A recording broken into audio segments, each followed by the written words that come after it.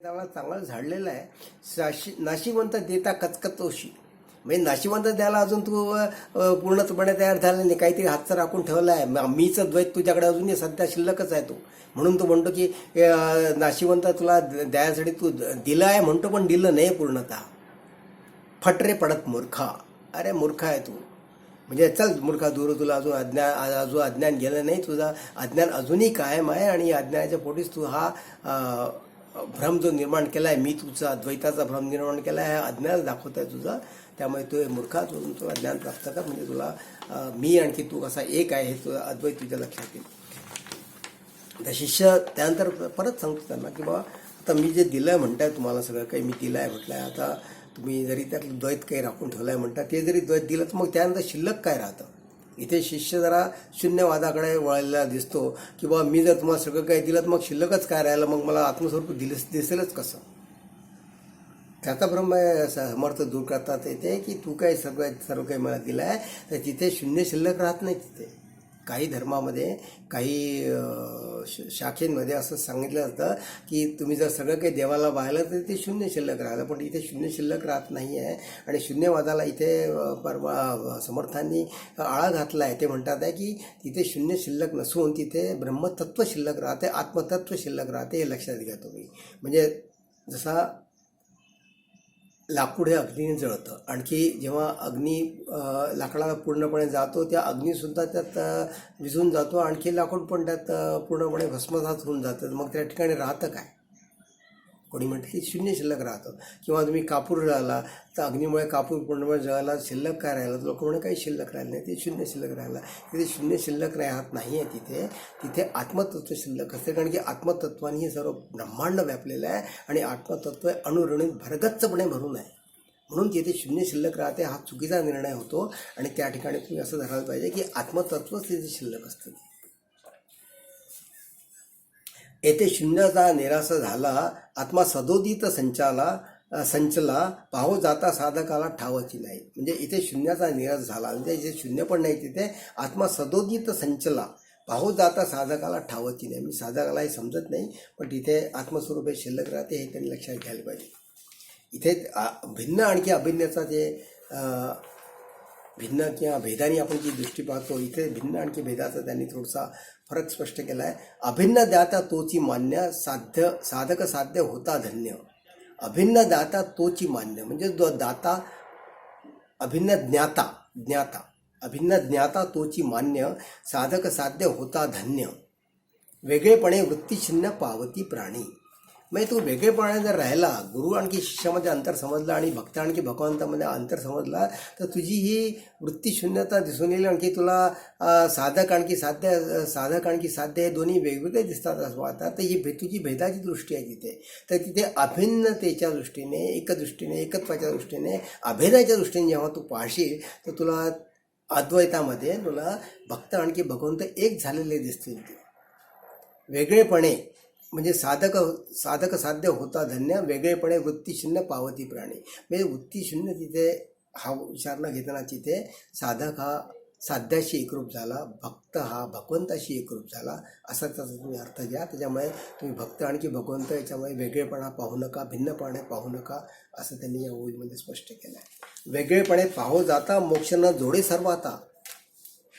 आणखी स्पष्ट करतात ते समर्थ, वेगळेपणे पाहो जाता मोक्ष न जोडे सर्वता. तू वेगळेपणाने जर भिन्नपणाने पाहत असशील, तू भक्त आणि भगवंताला जर वेगळं समजत असशील तर मोक्ष न जोडे सर्वता, तुला मोक्ष मग मिळणार नाही.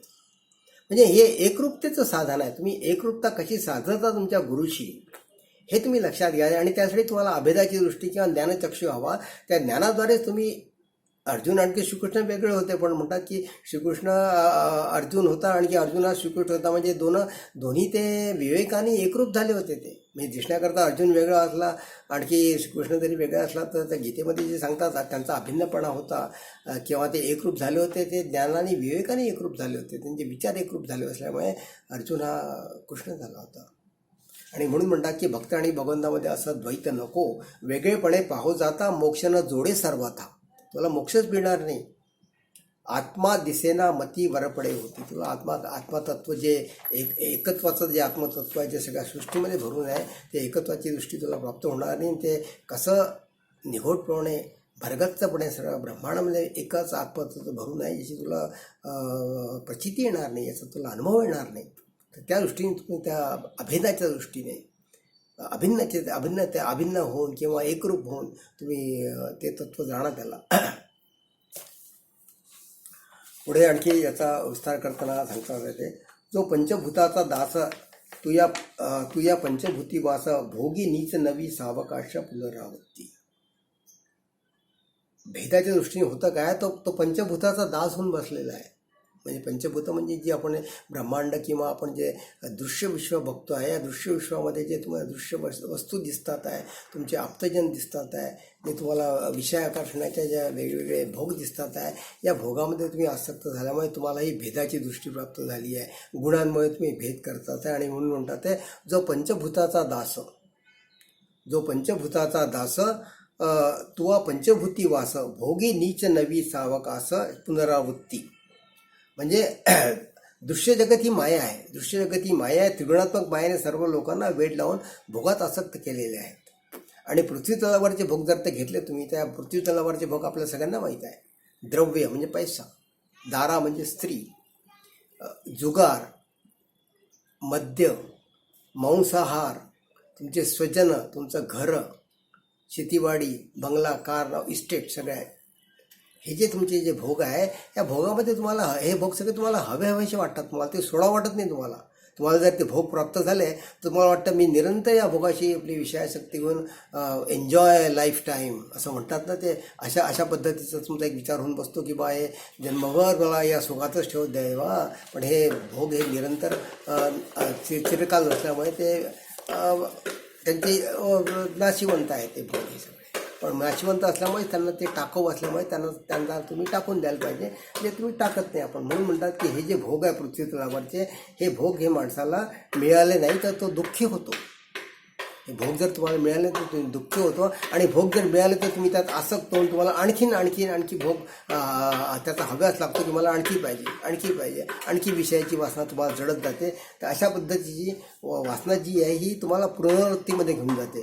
पंचभूतांचा दास तुया पंचभूती वास, भोगी नीच नवी सावकास पुनरावृत्ती. म्हणजे मग तुम्हाला लोभ जडतो. आणखी लोभापायी तुम्हाला विषय आणखी हवेसे वाटतात तुम्हाला. म्हणजे तुम्ही त्यात आसक्त होता विषयामध्ये. आणि आसक्त विषयामध्ये झाल्यानंतर तुम्हाला तुमची मनाची समाधान आणखी तृप्ती कधीच होत नाही भोगामुळे. आणि ती अतृप्ती राहिल्यामुळे तुम्हाला पुनरावृत्ती इथे लागते समाजात. पुनरावृत्तीचा अर्थ असा इथे की पुनरावृत्ती का होते, तुमचा पुनर्जन्म का होतो. तुमच्या ज्या सूक्ष्म वासना आहेत देहामध्ये, हे बघा देहामध्ये कसं आहे, तुमचा एक स्थूल देह आहे आणि देहाच्या आतमध्ये एक सूक्ष्म देह आहे. या सूक्ष्म देहाला लिंग देह म्हणतात.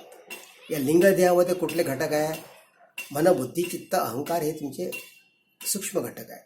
मन, बुद्धी, चित्त, अहंकार हे सूक्ष्म घटक असल्यामुळे तिथे सूक्ष्म लिंग देह तुमचा नेहमी वास करत असतो. जो सूक्ष्म देह हा लिंग हा वासनेचा म्हटला जातो. सूक्ष्म लिंग देह हा वासनेचा असतो. आणि ह्या वासना अतृप्त ज्या वासना असतात तुमच्या, ह्या अतृप्त वासना तिथे तुमच्या सूक्ष्म लिंग देहात नेहमी जडलेल्या असतात किंवा तिथे त्या नेहमी जडलेल्या असतात. त्या केव्हा बाहेर येतात, जसे तुम्हाला भोग मिळत जातात तशी त्याची तुमच्या वासना तुमच्या वाढत जातात आणि तुम्ही ते भोग प्राप्त करता. पण ह्या भोग कधीच तुम्हाला तृप्ती देणारे नसल्यामुळे ह्या अतृप्त वासना नेहमी तुमच्या अंतःकरणात जडलेल्या असतात. तर या अतृप्त वासना जर तुमच्या मरणकाळी जर अतृप्तच राहिल्या किंवा तुम्ही त्या वासनेचा जर तुम्ही त्याग केला नाही किंवा त्यापासून जर तुम्ही विषय सोडले नाही, तुम्ही विषयाचा त्याग केला नाही, त्या अतृप्त वासना तुम्हाला पुनरावृत्ती म्हणजे पुनर्जन्माची तुमची तिथे घडण होते. आणखी तुमचा जो सूक्ष्मलिंग, तुमचा स्थूल देह तर तुम्ही देहामध्ये मरणानंतर तुमचा स्थूल देह तुम्हाला टाकावा लागतो. पण हा जो सूक्ष्म देह जो आहे, लिंग देह जो आहे, हा लिंग देहातल्या ह्या अतृप्त वासना शेवटी भटकत असतात. आणि त्या भटकत असल्यामुळे त्यातूनच त्या सूक्ष्म देहाच्या अतृप्त वासनेतून तुम्हाला पुनरावृत्ती किंवा पुनर्जन्म मिळते तुम्हाला. कारण त्या अतृप्त वासना त्या काही ज्या फलावृत्ती होणार आणि परत जन्म घेणार. आणि म्हणून पुनरावृत्तीची किंवा पुनर्जन्माची जी अशा पद्धतीची एक म्हणजे माहिती देण्यात येते, ती पुनरावृत्ती म्हणजे पुनर्जन्म होऊन तो माणूस पुन्हा जन्माचा येतो. कारण की तुमच्या त्याला अतृप्त वासना ज्या आहे, अतृप्त वासना त्याला कारण आहे. आणि म्हणून समर्थ म्हणतात, भोगी नीच नवी सावकाश पुनरावृत्ती. तू म्हणजे पंचभूताचा दास होऊन बसला आहे, तू सोडतो हे याचा सगळा त्याग करतो. तर मग शिष्य काय करतोय? शिष्य म्हणतोय की सगळ्या सृष्टीमध्ये ज्याला एक मिनिट. आता या शंकेचं निरसन समाधान करतात आहे, समर्थ करतात आहे, किंवा हा जो तुझ्या मनातला भ्रम जो आहे आणि जो तू म्हणतो आहे की मी सगळं काय दिलं तर तुझं द्वैत अजून शिल्लक आहे, तर शिष्याचं ते शंकेचं निरसन करतात. ऐसे विचारोनी मनी कृपादृष्टी न्याहाळूनी शिष्याप्रती सुवचनी बोलते झाले. म्हणजे आता त्याला कळलं किंवा शिष्याला खरा ध्यास लागलेला आहे किंवा खरा शिष्य विचारतो आहे की या वृत्तीपासून मी कशी निवृत्ती घेऊ किंवा हे माझे भोग कसे तृप्त होतील, आणखी या वासनेचा मी त्याग कसा करू. म्हणून समर्थ त्याला कृपादृष्टी त्याच्यावर टाकतात, म्हणजे त्याला शक्तिपात करतात आणि त्याला कृपादृष्टीने म्हणजे सद्गुरूची कृपा जी म्हणतो आपण ती त्या मस्त वरदहस्त ठेवून त्याच्या डोक्यावर किंवा कृपादृष्टीने न्याहाळून त्याला पाहिल्यानंतर अशा शक्तिपात सद्गुरू करतात. आणखी त्यामुळे शिष्याला एक ज्ञानचक्षु प्राप्त होतो किंवा ज्ञानदृष्टी प्राप्त होते आणि म्हणून ते त्याच्याकडे त्या दृष्टीने बघतात की शिष्याला आता आपल्याला परमपदी घेऊन जायचं आहे, तर त्याचा हा जो भ्रम आहे हा मला काढायला पाहिजे आणि काढण्याकरता ते परत त्याच्या कृपादृष्टीचा वर्षाव करतात आणि ते वर्षाच्या पोटी शिष्याला ज्ञानदृष्टी प्राप्त होते आणि ते शिष्याला ज्ञानदृष्टी प्राप्त झाल्यानंतर शिष्याचा भ्रमा कसा जातो हे सांगितलं आहे. आणि त्यांनी पुढच्या ओळीमध्ये जे आता तुम्हाला जन्ममरणाचं चक्र सांगितलं समजून तुम्हाला मी की सूक्ष्मदेह आणखी स्थूलदेह तर तुमच्या मरणांती निघून जातो किंवा त्याला जाळलं जातं म्हणा किंवा त्याला पुरलं जातं म्हणा, पण राहतात सूक्ष्मदेहातल्या वासना, त्या ह्या ज्या अतृप्त वासना, या अतृप्त वासनेमुळे तुम्हाला परत जन्ममरणाच्या फेऱ्यात अडकावं लागतं. त्यासाठी तुम्हाला जे भोग जे आहे तुमचे, त्या भोगाच्या पाठीमागे तुम्ही लागू नका, विषयांच्या पाठीमागे लागू नका तुम्ही. ठीक आहे, भोग भोगले त्याच सोडून त्याच्या पाठीमागे ध्यास घेण्याचा अर्थ नाही आहे.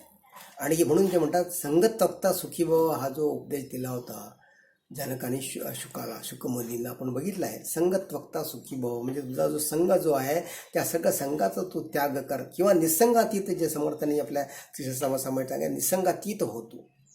निसंगातीत जर झाला तर तुझा जो संघ आहे, उपाधीचा जो संघ आहे, अभिमानाचा जो संघ आहे, अहंतेचा जो संघ आहे, ममतेचा जो संघ लागला आहे, लोभ मोह जे जडलं आहे तुला, या सगळ्या संघाचा तू त्याग कर. संगत वक्ता सुखी भव, तरच तू सुखी होशील. हा त्यांचा शेवटचा म्हणजे त्या परमपदी देण्याकरता कृपादृष्टी देऊन शिष्याला सांगतात की अशा प्रकारे जे तुझं वासनेचं बीज जे आहे, वासनेचं बीज हे तुझ्या सूक्ष्म देहात जडलेलं आहे आणि वासनेचं बीज हे कशामध्ये उत्पन्न झालं आहे, त्याला अज्ञान कारण आहे. अज्ञानामुळे तुमचा हा भ्रम निर्माण होतो. आणखी अज्ञानामुळे तुमचं सत्य हे झाकलं जातं. म्हणजे आवरण शक्ती आणखी विक्षेपण शक्ती हे जे दोन दुर्धर शक्ती जे तुम्हाला मी सांगितलं त्या मायेच्या, तर या दोन्ही मायेच्या शक्तीमुळे तुमचं जे अज्ञान आहे हे अज्ञान हे तुम्हाला जडले असल्यामुळे तुमचा जो सूक्ष्म लिंग देह आहे याचा मूळ कुठे आहे? सूक्ष्म लिंग देहाचा मूळ अज्ञानामध्ये आहे. शेवटी पुढची ओवी समर्थांनी तीच करून लिहिली असावी कदाचित.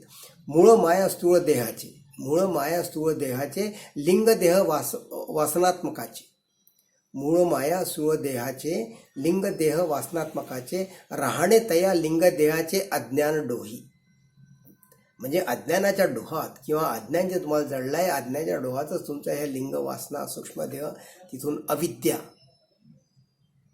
तुम्हाला जडलेली आहे. आणखी हे सूक्ष्मदेह आणखी सूक्ष्मदेह किंवा वासनेचा देह त्या म्हटलं तरी चालेल, किंवा सूक्ष्मदेहामध्ये अज्ञान असल्यामुळे हे अज्ञान जोपर्यंत तुझ्या याच्यातून जात नाही, चित्तातून जोपर्यंत अज्ञान जात नाही, म्हणजे जोपर्यंत तू ज्ञान प्राप्त करत नाही तोपर्यंत तुझं अज्ञान नष्ट होणार नाही. म्हणून तू ज्ञान प्राप्त कर. आणखी या अज्ञान हे नष्ट कर, तरच तुला अज्ञान नष्ट केल्यानंतर ह्या जे अतृप्त वासनेचा जो साठा तू करून ठेवलेला आहे तुझ्या हृदयामध्ये, हा अतृप्त वासनेचा साठा हा त्यावेळेस निघून जाईल किंवा ते भस्मसात होतील.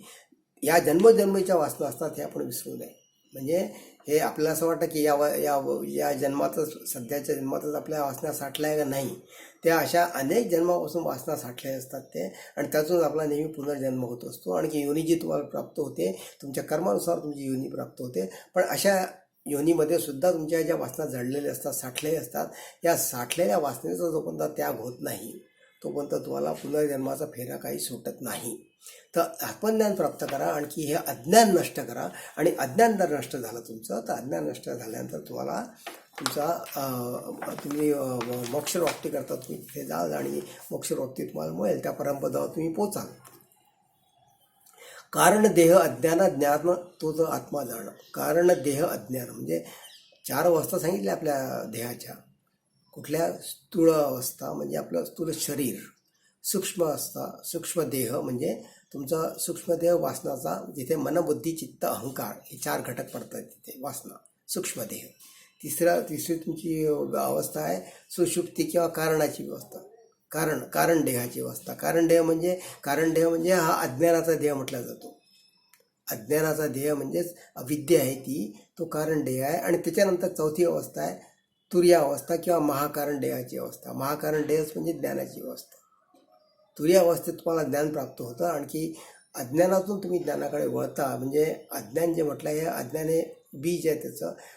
ते बीज तुम्हाला नष्ट करायचं आहे. ज्ञानाने नष्ट होतं ते बीज. आणि ज्ञान प्राप्त झाले की, अज्ञान नष्ट झालं की तुम्हाला ज्ञानप्राप्ती होते. म्हणजे तुम्ही महाकारण देह धारण करता. महाकारण देह म्हणजे हा तुरीय अवस्था आहे. आणि तुरीय अवस्थेत जे तुम्हाला ज्ञान होतं, त्या तुरीय अवस्थेतल्या ज्ञानामुळे तुमच्या तिन्ही पूर्वीच्या अवस्था म्हणजे जागृत, स्वप्न, सुषुप्ती किंवा स्थूळ, सूक्ष्म आणखी कारण देह हे तिन्ही देह नष्ट होतात किंवा तिन्ही देहात ज्या क्रिया घडतात त्याचं ज्ञान तुम्हाला चौथ्या अवस्थेत, तुरीय अवस्थेत होते, महाकारण अवस्थेत होते. ते ज्ञानाने घडतं तुम्हाला. तर हे जे आहे कारण देह अज्ञान, कारण देह अज्ञान, ज्ञान तो आत्मा जाणं. कारण देह अज्ञान म्हणजे तुमचा देह हा अज्ञानाचा आहे, अविद्येचा आहे, ते उपाधीचं आहे. उपाधी जडली आहे तुमच्या आत्म्याला. म्हणून तुम्हाला हे सगळ्या अविद्या आणखी अज्ञान जे जडलेलं आहे, जे भ्रम जडलेले आहेत, ते भ्रम या अज्ञानामुळे आहेत. ज्ञान तो आत्मा जाणं. पण आत्मा कसा आहे? आत्मा शुद्ध ज्ञानाचं रूप आहे. जिथे वृत्तीरहित ज्ञान म्हटलं जातं आत्म्याला. शुद्ध ज्ञान म्हणजे आत्म्याचं स्वरूप समजलं जातं. ज्ञान तो आत्मा जाणं तया नाव महाकारण. म्हणजे शुद्ध ज्ञानाचं जे स्वरूप आहे त्याला महाकारण देहाची अवस्था म्हटलं जाते. तया नाव महाकारण बोलीचेत. अशा ह्या 4 अवस्था आहेत समर्थाने जे सांगितलं आहे. आणि हे साधन निर्माण त्यांचं हे होतं. आणखी त्याच्यानंतर जी चौथी अवस्था जी सांगितली आहे तुरीय अवस्था. तुरीय अवस्था तुम्हाला ज्ञान प्राप्त झालं हे तुम्हाला सांगितलं मी. आता 5वी जी अवस्था म्हटल्या जाते, 5वी अवस्था कुठेही वेदशास्त्रामध्ये किंवा कुठल्याही अद्वैत ग्रंथामध्ये 5वी अवस्था वर्णन केली नाही किंवा सांगितली नाही. पण ती 5वी अवस्था आहे उन्मन अवस्था. उन्मनी किंवा उन्मन अवस्था. आपण 4च अवस्थेंचा उल्लेख सगळ्या शास्त्रामध्ये किंवा वेदशास्त्रामध्ये किंवा अद्वैत ग्रंथात बघतो. ते आहे स्थूळ, सूक्ष्म, त्यानंतर तुमचं कारण आणखी महाकारण किंवा जागृती, स्वप्न, सुषुप्ती आणखी सुषुप्तीनंतर तुरीय अवस्था. ह्या 4 अवस्था सांगितल्या जातात. 5वी अवस्था कुठली आहे? 5वी अवस्था तुरीय अवस्था आहे.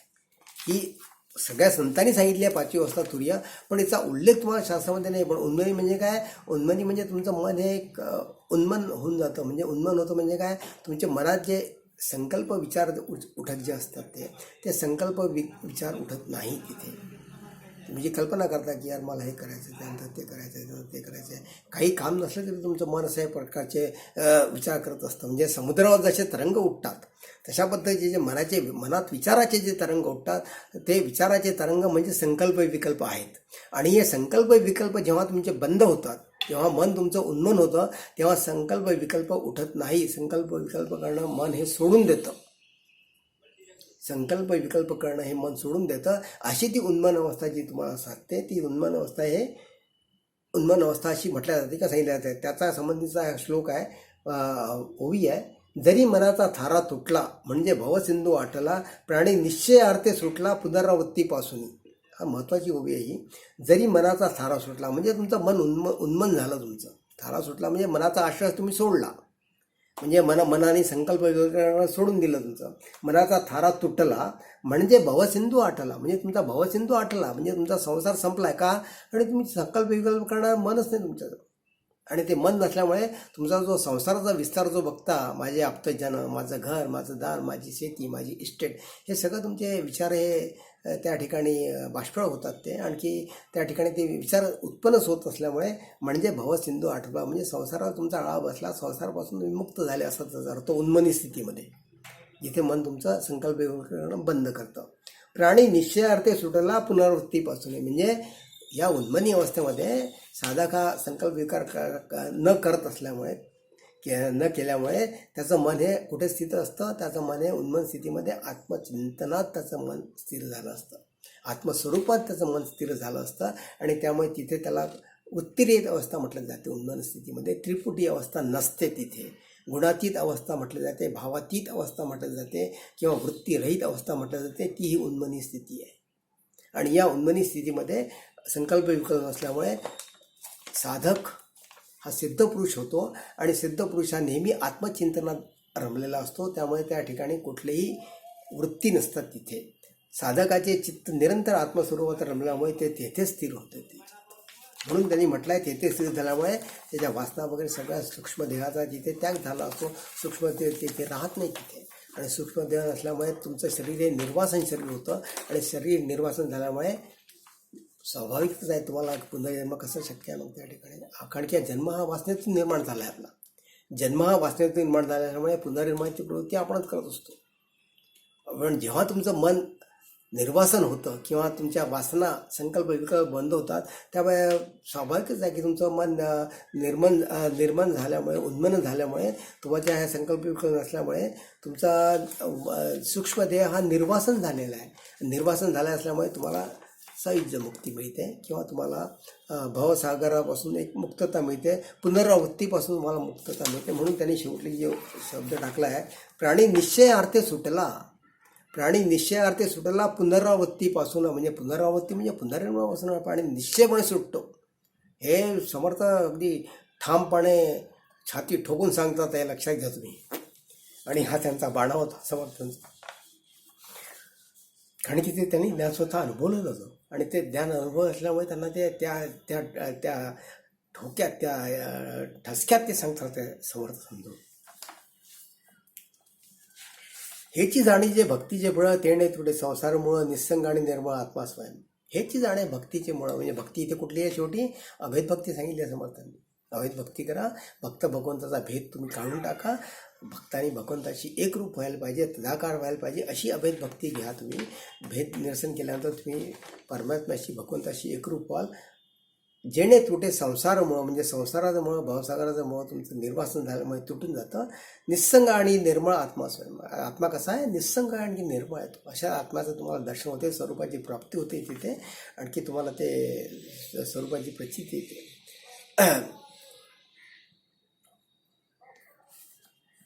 याचा हा जो मनाचा थारा जो सुटला आहे, मनाचा जो आधार आपण नेहमी दृश्यविश्वात जो पाहत असतो, तो दृश्यविश्वात मनाचा आधार कधी घ्यावा नाही माणसाने. आणखी मनाचे संकल्प असे करू नये. आपल्याला एक विचित्र कल्पना करण्याची असते, अरे असं झालं तर काय होईल, तसं झालं तर काय होईल, आणि त्यांनी तसं होते यांनी असं होते.